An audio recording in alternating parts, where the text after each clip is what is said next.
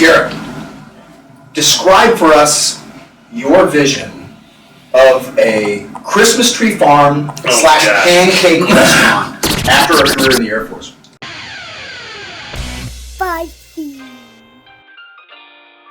What's going on, everybody? For the New River Battalion, I'm Lieutenant Colonel Daniel Harrison, and you're watching Torched One, the show where we have answers to your burning questions and even hotter wings. Today, we have a special joint episode with 3 members of the Virginia Tech Corps of Cadets as our special guests.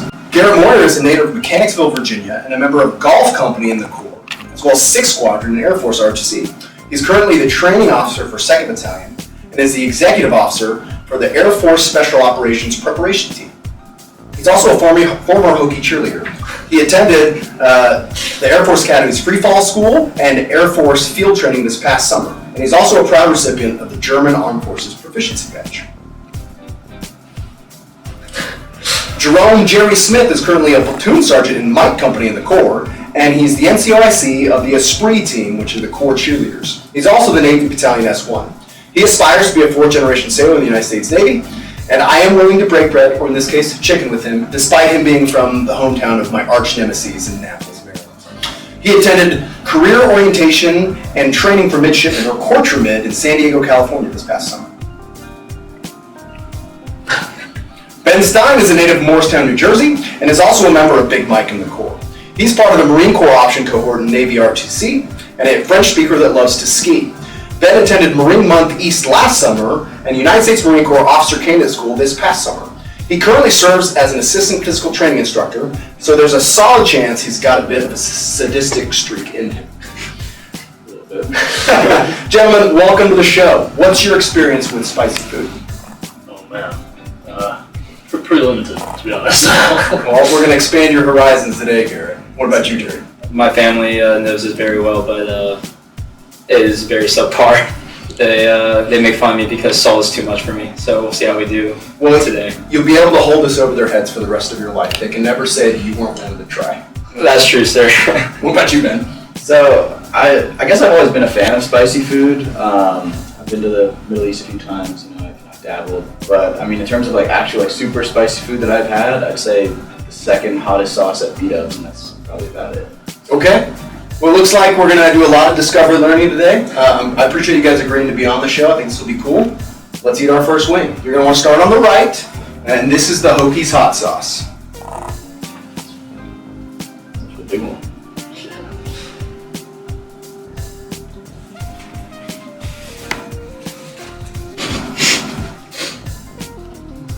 Nothing. The downside of the boneless is it takes a while to chew. I can demolish a normal wing in about 3 seconds, but these you just got to get all the way through. Okay, so Ben, I understand you were freshman roommates with Gerrit, and you're now roommates with Jerry. Yes, sir. Who's the better roommate and why? Oh, man. Oh, They're both great roommates. So. Come on! I'd say they both have their ups, and I say just being in a room with Gerrit was like a blast. We were always having fun, laughing. But my biggest pet peeve for him was he didn't snore, but he would breathe super loud at night, almost like an airplane. I'd compare it to. He's a big dude. It was crazy. I'm sorry, can you stop breathing so loud, honey? Jerry's a great roommate, a lot quieter, but he's super neat and clean, and I'm definitely not. So yeah, but it's still a very nice vibe to the room overall. I'm very grateful that to be with both of them. We're very lucky. So. So if you guys had to give Ben advice on how to be a better roommate, what would you tell him? Where to start? Number one, how do you sleep so much? That is an unbelievable feat. You will sleep maybe 10 hours at night, wake up for about an hour to eat, and go back to bed for another 4 or 5 hours. So appreciate the daylight more, I guess. I can attest to that. It was pretty alarming when because I started out my freshman year alone. My roommate didn't show up, and so after Red Phase, I was moved into Ben's room after his roommate left. I think, right? Mm-hmm. After a week. Yeah. And I don't know. I think for the first like maybe week, I had 3 conversations with them. So I always come in the room and it just lights out. So not a new phenomenon. Hey, that's a valuable skill set to have, though, to be able to sleep on demand. That's good. Jerome Smith IV. Rumor is that the nickname Jerry came about when you were a cadre training assistant in Michael. What's the story? Yes, sir. So I showed up day 1 of the cadre week that we had, and I'm walking back from McDonald's actually, and I see a group of 5 or 6 people walking down, and they're like shouting Jerry, Jerry, Jerry, and I'm like, who the hell are they talking to? I'm like looking all around trying to figure out what's going on, and I get within eye distance, and they're like looking at me. I'm like, what is going on? And they're like, you're Jerry, right? And I'm like, no, I'm Jerome. And I clearly remember Carson Monanog. Am I allowed to, sir? Carson, if Do you it, want to do it, do it, do it, do it, do it, do it, do it, do it, Yeah, you want to do it like that? Alright, ready? Oh, Alright, ready? Alright, go. There you go. You guys are crazy. Look at me like, no, you're Jerry. And that was it. She made the executive decision to call me Jerry, and that has been my identity for the past 2 years here. I am not at all surprised that Carson was involved in something like that. That's awesome. Anything you guys want to ask me before we move on? Sir, what is your preferred method for eating a bone-in chicken wing? Ooh, yeah, great question. So there's an art to it.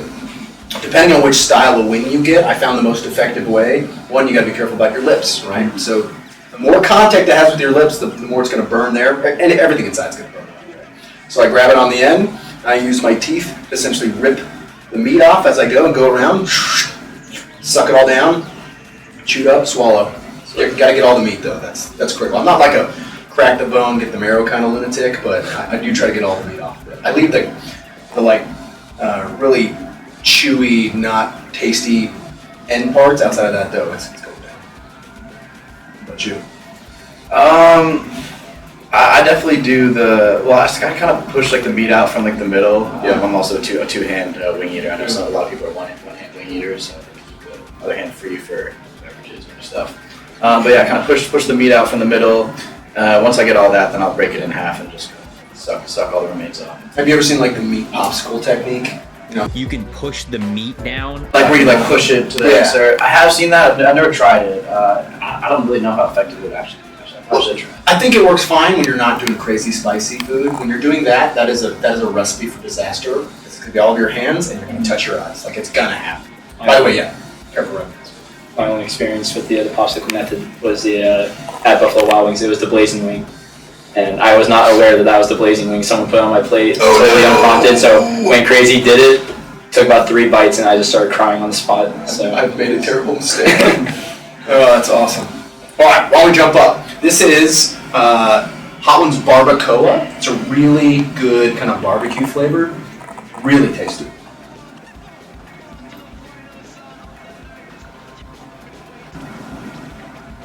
Pretty good, right? The spice is up a little bit, but the flavor's superb. It's like, yeah, hint of spice, not too discernibly spicier, I'd say, than the first one. I really like kind of the maple smoky undercurrent to it. I didn't know how to describe it, but yeah, I actually really like that one. So, Garrett, describe for us your vision of a Christmas tree farm / pancake restaurant after a career in the Air Force. How did that become? I know exactly who you heard this from. It's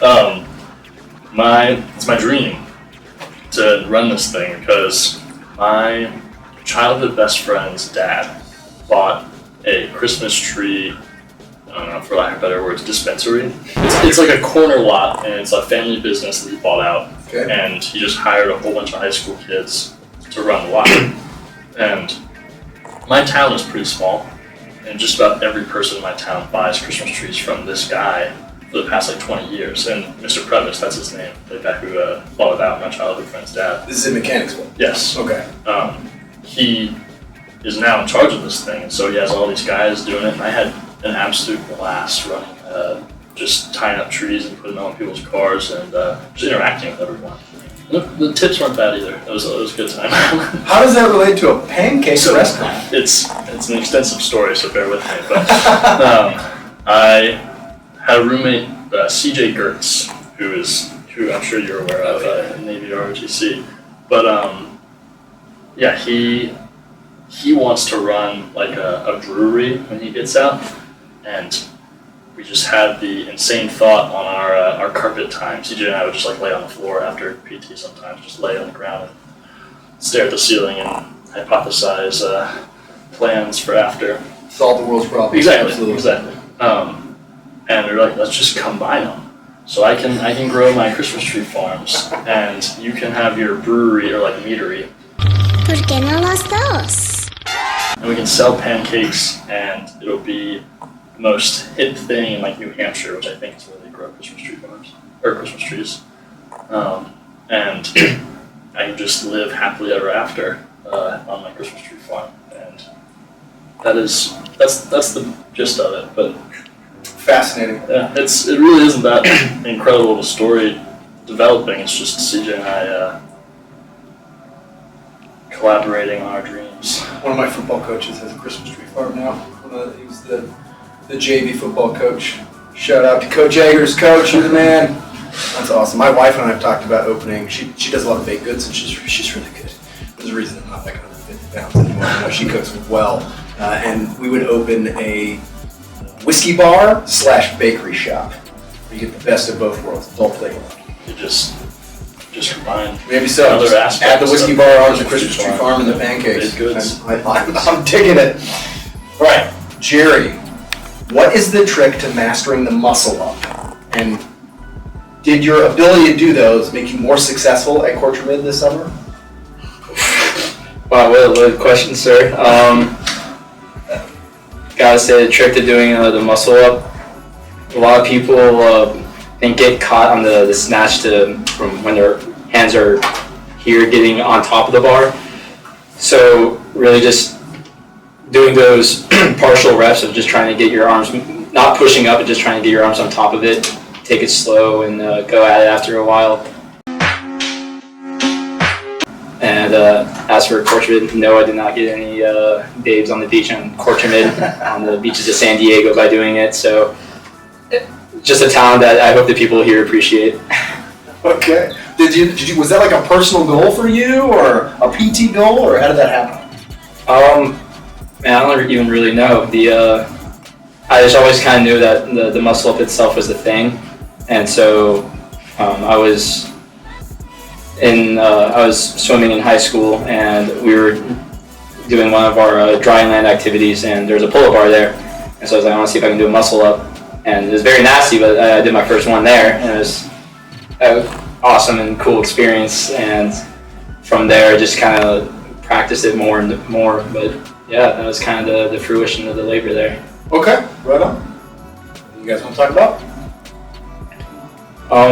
Yeah, I got one for you, sir. So, being from West Point yourself, was there any interactions with a Air Force Academy cadet or a Naval Academy cadet that you like remember? And if so, you want to tell us a little about? Yeah, sure. Actually, one of the things that service academies do, which is pretty cool, is they do exchange cadets in the fall. So there are West Point cadets that go to the Naval Academy and the Air Force Academy, and Air Force Academy and Naval midshipmen that come, and they integrate completely with the United States Corps of Cadets, which is the brigade at West Point, and they do normal classes, play sports, do all the things you'd expect them to do. They do the parades, and it's always interesting to see, like, the one guy looks a little different. It's almost always a junior, if I'm not mistaken, and you got to be obviously pretty competitive within your own class to be able to do that. And I knew a couple of those guys. One of them, Kyle Crow, is an Air Force officer, and he was a skier. And there's a ski run at West Point. It's actually built by German POWs during World War II. It's got a ski lift, and cadets run the ski patrol. So Kyle was in with my buddy Sam Perlich and a bunch of the guys that were on the ski patrol, and he got pretty close with them. And we ended up seeing Kyle a couple times, and he was at my friend Brandon's wedding, and I saw him in Colorado and stuff. So even though that was just one semester, it built a lifelong relationship between him and a bunch of us. So that's a pretty special thing. It's also cool at the football games, both Army Air Force and Army Navy, they do an exchange where before the game they cross over and go back to their home population, if you will, and it's always kind of a cool celebration. So yeah, awesome. Thank you, sir. Absolutely. All right, let's go. This one's fun. This is the honey badger sauce. This is where it's going to start to get a little real. It's going to.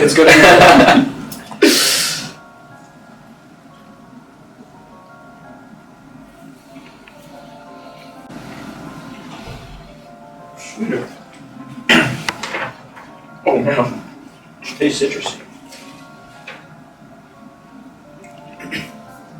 Yeah, you get some sweet with the honey mustard. That's the honey badger is better. You good, Garrett? You guys are making your services proud. It's good. Ooh, yes, sir. The best way to endure hot sauce is just to exist. Get all stoic about it. Just remain centered. All right, we're now going to play a game of nerves called Spice Lords of Trivia. I'm in danger. I'm going to pose 3 questions, and you must, as a group, all agree to the final answer. Victor will provide you with a sweet treat in the form of a starburst. Failure, a spicy punishment in the form of a spin of the wheel of death. So a random sauce, you spin if you get the question wrong. Danger. Best of luck. Question number 1. What is the full name of the original education of higher learning that Virginia Tech draws direct lineage from? Virginia Agricultural and Mechanical Institute. That was college. Wasn't it VAMC? Or is it? It wasn't always VPI, right? No, but I think you're right. It might be the AMC. Virginia Agricultural Mechanical College. We go with that. Alright. Virginia Agricultural Mechanical College. Is that your final answer? Yes, sir. You are correct. Oh, well, yeah. That's absolutely true. It was a land grant college, and the land grant status was contingent upon teaching the industries the United States government wanted to foster in the Reconstruction era. So that was agricultural and engineering. So that's why VAMC. It later changed to Virginia Polytechnic Institute. And then now, of course, it's Virginia Polytechnic Institute and State University, if I'm not mistaken. So, good job. All right, 1 dodge. So, Awesome. a red starburst for each of you. Thank you, sir. You're welcome. Thanks. All right, question number 2. Is the seating capacity of Lane Stadium 65,632 or 65,642? Is it going to be a weird number? Like, why would it end at 2? It's got to be 42. Can you say the numbers again? 65,632, 65,642.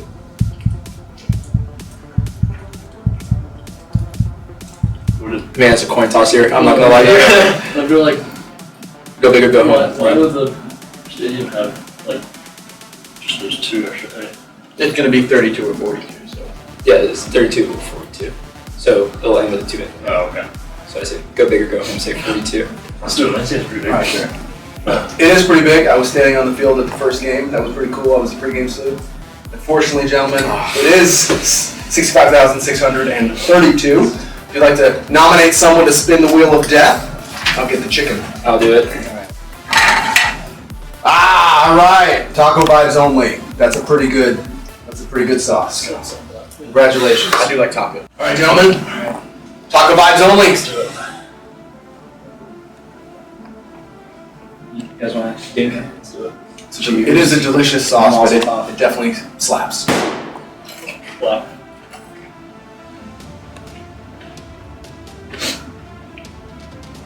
Great job. I'm impressed with your stoicism. That's quite nice. No, not bad. Now, all right, 2 of you should be invested in this question. Army ROTC was introduced to Virginia Tech in 1917. It was one of the very first ROTC programs in the country. I don't know if you're aware of that. It started with infantry, engineering, and coastal artillery. Air Force ROTC was established in 1946 with the establishment of the service. Navy ROTC. Was it established in 1983, 1982, or 1981? Okay. I know on the Raider Company shirts it says established in 1983. But I don't know if that's like just for when they started doing green as well. I think you go with 83 unless you by chance know There's no way I can accurately. 83, I guess.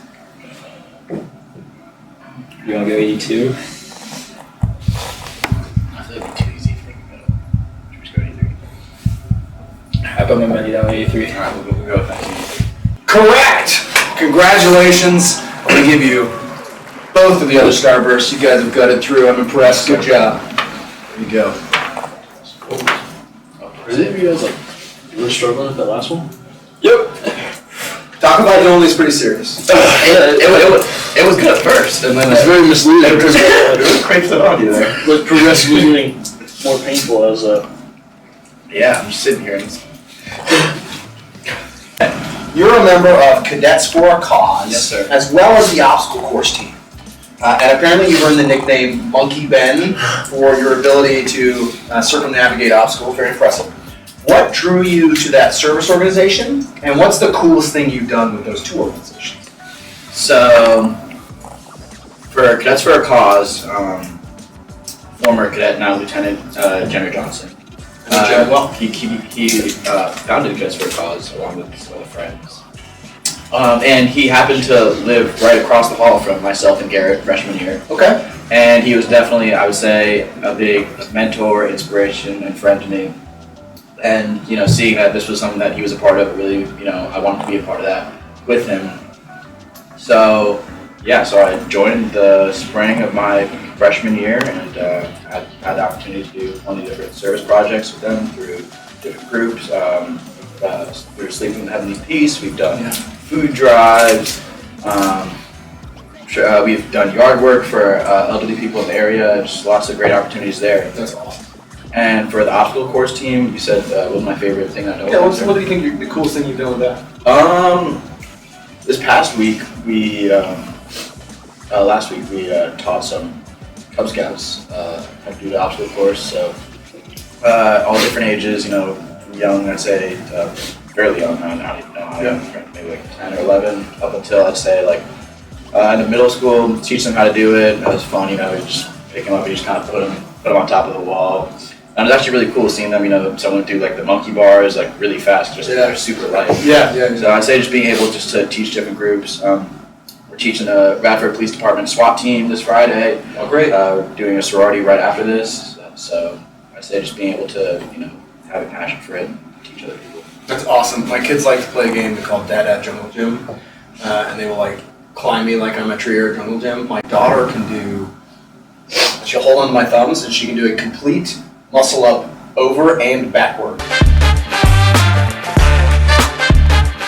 And then she'll do all this crazy stuff. She's just made of core muscle. She's 6 years old and has like the core strength we all dream about. Sounds like she might be on an obstacle course. Yeah, no doubt. If she comes here, she'll be interested. All right. Anything you guys want to talk about before we move on? yeah, a question. So in one of the previous episodes, you mentioned that you had two brothers. Yes. Are they any older or younger? I have three brothers. Oh, okay. I have two older brothers and one younger. So I have two older brothers. Yeah, And okay. I can confidently say I wouldn't be here without them. Yeah. Just like what they've taught me in that life. Is there anything that you have learned from your brothers that you've carried into your professional? Oh, absolutely. Absolutely. I got promoted last month, or in August, excuse me, and I thank them for always, pushing me and sometimes roasting me, but making me want to be better. So just seeing the stuff that they've done, or just knowing they're out there, and it's been really useful for me to see my brother go in the same career path that I wanted to follow. Learned a lot of things from him. One of which is I'm going to approach my end of time in the Army on my own terms, right? Which is, all of us will leave the service we're in eventually. So I want to make sure I accomplish my goals, but I do the things that I want want to do, as well as contribute to the mission. So that's a great lesson from my brother Mike.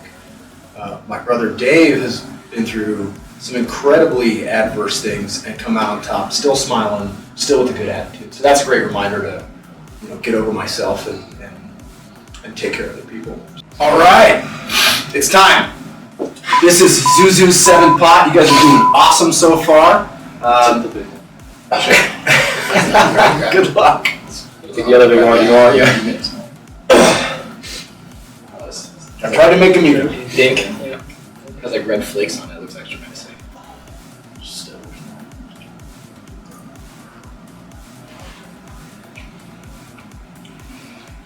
Oh, very chewy. I apologize. You're doing great. You're doing great. Wow, I tried to make a medium, I promise.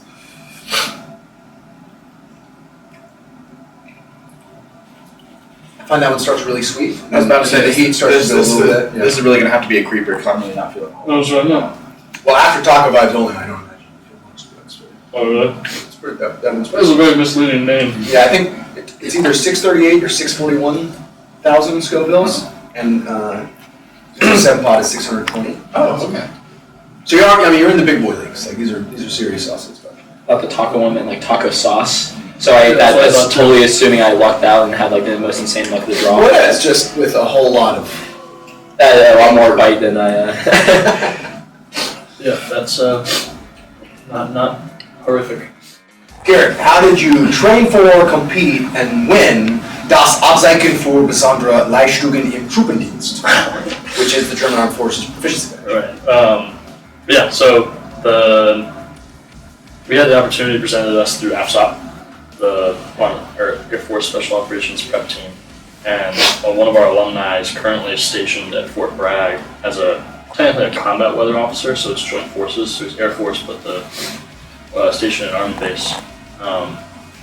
And he had this connection where a German lieutenant colonel was coming to Fort Bragg for some reason. I was like, hey, he knows how to administer the German Armed Forces Proficiency Badge test.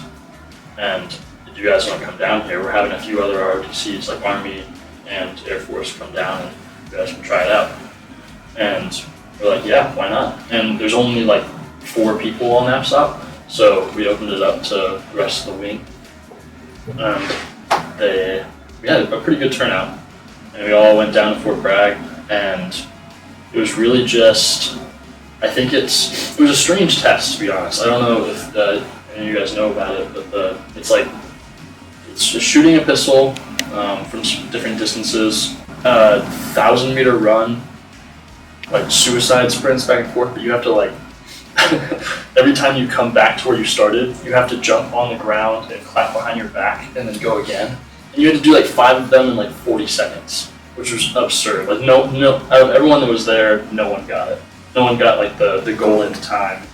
And there's a few other things like swimming and OCPs. And I think AFSOP definitely helped me prepare for a lot of it, because a lot of stuff like the running, working out, and the shooting, all the stuff that we do in general. And it was a lot of fun, just being, because I'd never been on an Army base before or anything like that, and so that was my first exposure to it, and that was honestly really it. It was a lot of fun, and mostly AFSOP, I did that to them for helping us succeed and get the gold. I think most of the members on AFSOP got the gold variation. So It's awesome. They often do one at West Point, because to your question earlier, there are exchange faculty there as well. There's almost always a German Army officer. They administer it there as well for cadets. And then, just so you know, if you haven't done this before, some of our partners at VMI, I think they're going to hold it in the spring, and they've offered to let us go participate. So make sure that the information gets out to the Corps. As well as the Norwegian Foot March. I did it this past spring. That was a pretty good time. 18.6 miles, use 25-pound ruck. Bring more water than you think you need. That's my only advice in hindsight. I probably could use a little bit more water, but those are fun things to do. It's always cool to train with some of our sister services. They love to come do our stuff too. Ben, true or false? You eat the same number of bananas for the years you've been alive on your birthday. That is a true statement. Why? I think so. Just the whole like monkey thing, it really sort of like blew up. I want to say like beginning of sophomore year. And in my company, we have like a calendar for the company events on like the whiteboard in the hallway. And so instead of my birthday, I may have been Ryan. It may have been it was probably Ryan.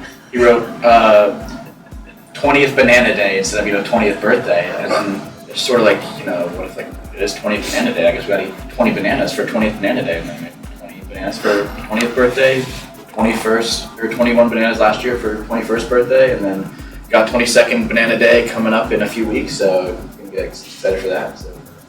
Well, happy almost birthday. Have you seen any negative effects from eating that much potassium? Honestly, I haven't, sir. I really say I pretty much have to clear out the rest of my appetite.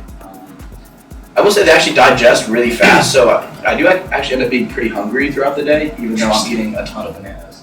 It's got to be a lot of calories. So I would like eat other food to like supplement it as well. Like towards like the late afternoon, like I'm really hungry. I'm gonna just eat a sandwich now. So I guess you're living proof it's humanly possible. I would have questioned that. I'm not gonna lie. Have you ever seen the movie Cool Hand Luke? I've not, sir. There's a scene where they challenge him to eat a ton of eggs, and he eats like just a ridiculous amount of eggs. That's what I imagined when I heard this. I'm like, it must just be doing it over the course of like 5 hours, and being like, oh, there's one more.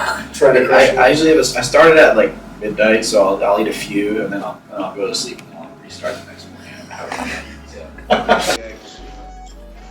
What's your best advice for handling this one? I think it goes back to like many tough things. You just gotta exist, man. It's okay. It's not that bad. It just reminds me that I'm alive. Sometimes that's nice. Do you know why spicy food feels the way it does? I understand that the forget the enzyme capsaicin. Capsaicin. It releases an enzyme in your body's immune system, and it fights back with pain. Is kind of my understanding of it. I have no idea if I'm correct or not. Well, it does stimulate your immune system and your metabolism. But generally, the capsaicin is essentially a neurotoxin that we metabolize really quickly. So your nerves think that they're being damaged even though they're not. That's why spicy food affects us the way it does. I'm fairly certain that it doesn't affect some birds, right? So they'll eat hot peppers and stuff, and there's no impact. Cats might be the same way, but dogs definitely are affected by spicy stuff. So it's kind of interesting, what mammals are and are not impacted by that. Have you gotten like desensitized to these over the years? My wife likes to say I've blown out my palate, which is it's just not possible. You can't actually do that. I think your expectations change, and then kind of your thresholds change a little bit. But I assure you, I'm going through the same pain with the last dab Apollo that you are when you taste this. My older brother back home, Gabe, if you're watching, hello. But he is probably the best spicy food eater I think I've ever met in my life, and he'll be eating something so nonchalantly, and I'll go over and take a bite from his plate, and I learned from a very young age to never do that again, because I will be eating. I ate like a whole Ben and Jerry's pint after eating a single jalapeno slice. Oh, goodness. So it was a miserable experience. I remember as a kid, all four brothers were together, and we went to a Mexican restaurant, and there was a habanero. We had done jalapenos. I was pretty young. I was like probably 10. But you know how brothers are. Mike, my older brother, took a bite, and then I think I took a bite, and my younger brother took a bite, and then to be macho, I took another bite.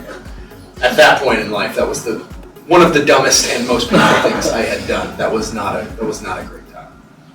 All right, let's not delay the inevitable. Now, it is tradition around here to put a little something extra on the last dab. I'll allow you to make your own dab, but you want to add just a little bit of an oomph there. Should we put it on our napkin first? Yeah, sure. Just the big one.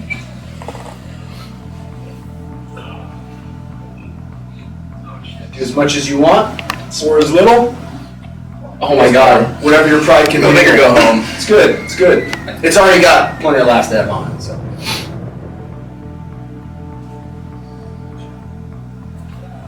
It's good. Good healthy dab. Yep. Be respected. No one can say otherwise. You gotta one up us now. Why not just put the whole bottle on it? Is that liquid? That's that. I think it's more than Ben's. Yeah. I'm in danger. Great job. If you want. Let's safe our weapon system there. That's definitely one you don't leave lying around. That's wild. All right, gentlemen, congratulations. This is it. I salute you. Cheers. Cheers, sir. Cheers. I think. You're up.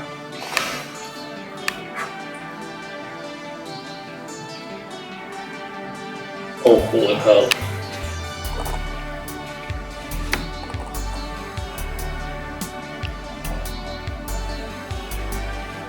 Good times. All right, Jerry. As the last dab Apollo declares victory over our taste buds, how would you compare what you're experiencing right now with the Buffalo Wild Wings Blazing Challenge that you attempted recently?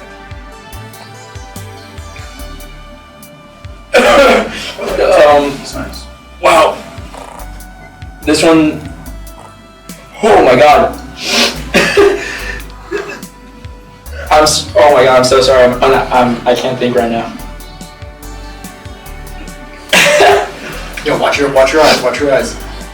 We got more paper towels if you need it. I would say the Blazing Wing was more of a gradual build-up. Mm-hmm. This one hit like a like a truck.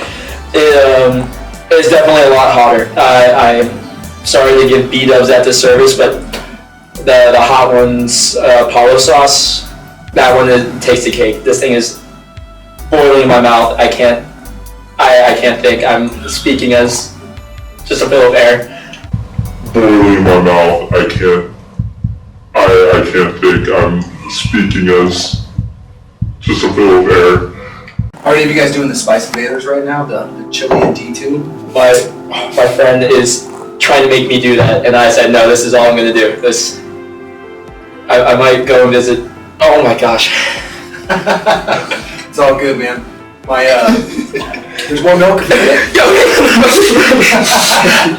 Sorry, Banfield and I are doing it. We're enjoying it. I think it's supposed to get up to this level of spice by Friday. So is it like, how does it work? So, every day you go and get a bowl of chili, and they gradually increase the heat. So Monday was 2,000 Scovilles. Today was 8. I don't know what's going to be tomorrow, but we'll see. it's a good chili, sir? Yeah, actually, it is. It's a very tasty chili. There's a vegetarian option and a meat option. I'll say meat. It's a good time. Great job, Garrett. Thank you, sir. All right, Garrett, you are a Virginia Tech cheerleader. Yes, sir. Jerry, you are part of the Core Spree team. Sir. What would you say makes a cheer a good cheer? And what are your favorite versions? Well, obviously getting the ball rolling, starting the game is not that difficult. Everyone's really excited to be there. Everyone's hyped. The atmosphere in our Sandman is going crazy. But the real difficulty is towards the third or fourth quarter, especially for those night games. Everyone just kind of wants to go home, especially if we already know that there's a clear winner. The most difficult experience, I would say, that the Spree members and I have is keeping everyone motivated and engaged while not making it like a booing or a negative environment. Absolutely. And so the best way to go about it is honestly just running through the stands. I feel like it's a big trick. I'll go and jump in the stands to see these two. I got some of my favorite seniors up there, so they're ready to catch me. And seeing that, I hope gets the rest of the crowd pretty riled up. But even then, we have a bunch of members in there, hoping get everyone hopping, jumping. Absolutely. Garrett? Well, the funny idea behind me being on cheer teams is I was on it for like a month and a half or 2 months. Okay. So it wasn't very long. But when you're down there on the field with you're tossing up the girls, it gets tiring more than I thought. And I did like the base level like stunts because I was still learning at that point. But I think it was raining during our game too, so I was terrified of dropping this girl because I'm a pretty big guy, like height wise, and she was pretty small. So a 6.5 foot drop is not pleasant to anyone. But you can tell when the crowd is like, it's raining, and it's hard to get people going. But a good cheer, I think, is to answer your question, was the you can't do that. Yeah. That's my favorite one, because Absolutely. we have like the cones and you do the little maneuver there. It's a good time. Almost fun. Absolutely. All right, Ben, bring us all home. Excuse me. You've earned a reputation as a serial napper. How do you approach getting that strategic rest, as my grandfather calls it? And what do you think the key is to a good nap? I say the approach is just find a chunk of time. It doesn't even have to be that long. Like, I remember freshman year, we were only allowed to nap for a very short amount of time, 19 or so minutes. But hey, you can get a really good sleep in 19 minutes. So a good nap just consists of being in your favorite sleeping attire. That's personal to you, user dependent. And then I'd say make sure the environment is nice. I like it nice and dark, quiet, and free of loud breathers or snores. He's like, Yeah, and then the wake up's always a big struggle for me. So I'd say lots of alarms. They can go off for hours at a time sometimes. So that's the best thing. It's just make sure you're comfortable. Just any amount of free time is good, and then just make sure you have enough alarms to wake yourself up. Yeah, I've found myself catching naps all over the world when you have time. Perfect nap for me, and I think science backs this up, is about 20 minutes. So you get about 2 hours worth of sleep without big grogginess. I will throw in earplugs or turn on music potentially that allows me to sleep. And then I have a smartwatch that'll vibrate to wake me up. I've found that is an easy way to wake up as opposed to like a blurring noise that kind of disturbs me.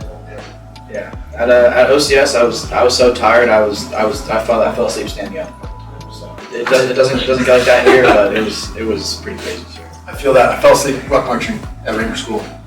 I also did fall asleep on hike at OCS and ran into the person in front of me. Yep. Well, guys, congratulations. You made it all the way to the end of the table. I salute you. You guys are a credit to your organizations. This camera, that camera. Tell the people what you got going on in your life. Garrett? Well, pretty much the only big development going on, I'm passing up my package for Air Force Special Operations for Phase 2 in March, so I'm getting ready for that physically, and hopefully I'll go to Phase 2 and get selected for TAC P in June. That's where my head's at right now. Good luck. Jared?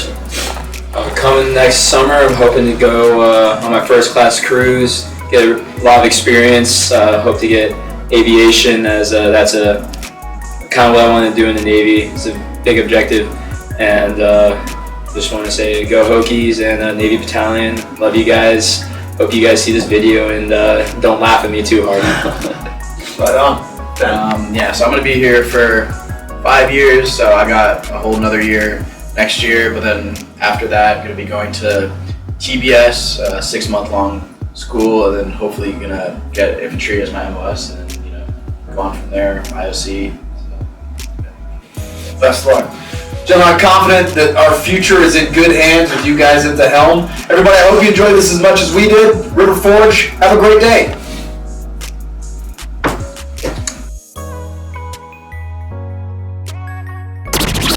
Wait! There's more! Joe, tell me what's going on right now. Sir, Garrett had the worst idea in the world that we try the bomb, which I've heard is the absolute worst out of any of the hot sauces ever. It is certainly my least favorite. I'll just say that. Taste and in the Scoville scale. So, Couldn't get enough. Coming back for more pain. So we decided to tackle this as a team, one dab at a time, and we're just hoping that we survive. Double hua. Good luck.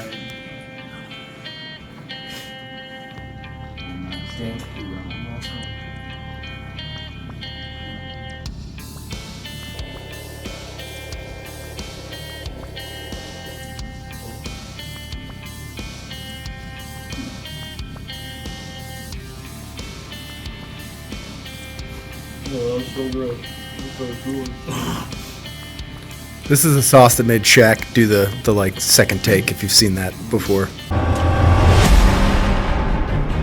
Oh. On Hot Ones. It's not like on your mouth, but like in your throat. Yes. It like builds up there. You lied to me. Oh! Oh! Yes. You guys are doing really well, though, for the record. It's a hot sauce. Gotta go hotter.